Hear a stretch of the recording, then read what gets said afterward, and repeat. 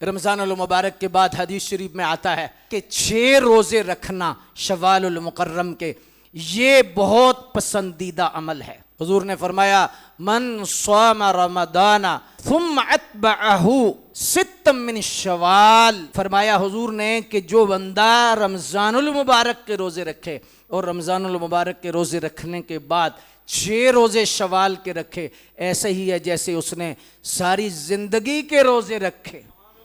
کان کا صیام الدہر، کان کا صیام السنہ بھی آیا ہے کہ فرمایا ایسے ہی ہے جیسے سال بھر کے روزے رکھے۔ تو مشکل نہیں ہے، اس میں یہ ہے کہ اگر آپ کے روزے قضا ہیں تو پہلے قضا کی ادا کیجئے، اگر آپ کے ماشاءاللہ روزے قضا نہیں ہیں تو آپ شوال المکرم کے روزے جو ہے وہ کسی طرح بھی 6 پورے کر لیں۔ ضروری نہیں کہ لگاتار آپ نے رکھنے ہیں، نہیں، 6 روزے پورے مہینے میں پورے کرنے ہیں۔ تو 6 روزے جب پورے ہو جائیں ایسے ہی ہے جیسے سال بھر کے روزے۔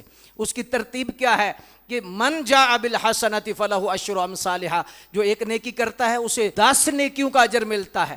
تو 30 روزے رکھے، یعنی 1 مہینہ روزے رکھے تو 10 مہینوں کے روزوں کے برابر، اور 6 روزے 60 روزوں کے برابر، اور 60 روزے 2 مہینے ہو گئے، 10 مہینے یہ اور 2 مہینے بھی ہو تو سال پورے کے روزے اللہ نصیب کر دیتے۔